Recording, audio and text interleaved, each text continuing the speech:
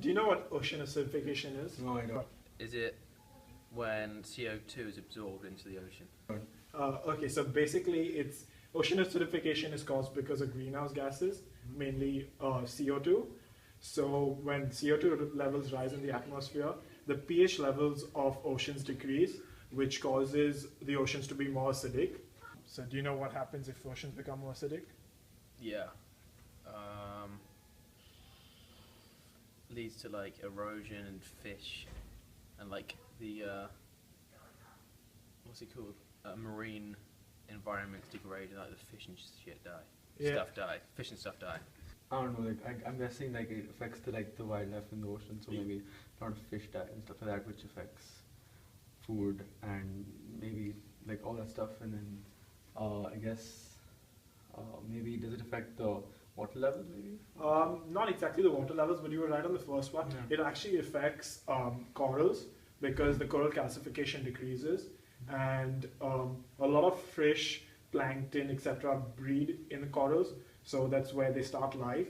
So if you don't have corals, then you don't have fish, you don't have marine organisms. So it's overall it's like sort of a vicious cycle where, you know, corals get affected, fish get affected because of the CO2, and this never ends.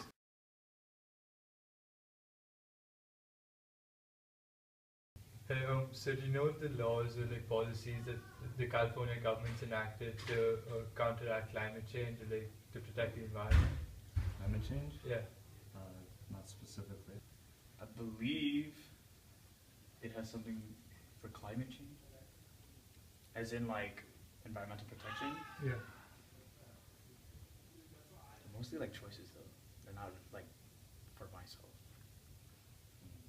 No, I can't recall any. Okay, so the basic ones are they're trying to encourage alternative fuel and vehicle technology to kind of reduce emissions. They're trying to keep a certain percentage as the energy consumption from renewable energy. So especially like the public utilities, they're trying to encourage that they use renewable energy. And they're also encouraging forest management and keeping track of the greenhouse gas emissions so that the government can reduce it as a whole. So now that you know these, do you think it's sufficient, or do you think there's anything else the government can do? For climate change purposes, alternative fuel. I mean, that's mostly what I can think of. I don't think I can think of anything else. It's really hard because to get into the people's minds, because that's what you need to do to like be green. It's the people, and it's really hard to get into their minds. And I don't have an answer for that.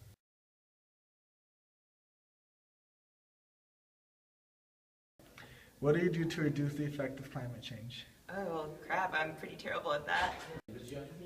Turn the sink off while you're brushing your teeth. Recycle.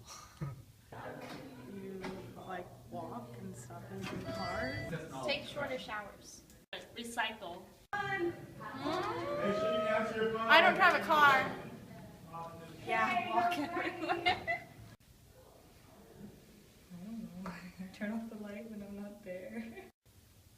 So as you just saw, the previous people did not know much about what to do in order to act towards climate change, and therefore it is our job and our duty to inform them as to what to do, as we are oceanographers.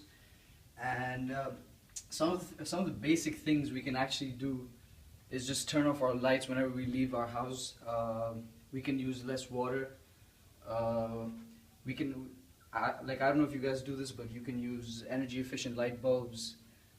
You can even buy cars such as Tesla nowadays, which is so cool. And the fact that they are electric cars is that they have zero emissions, and which is what everyone, if everyone continues to do that, we can really reduce the effects of climate change.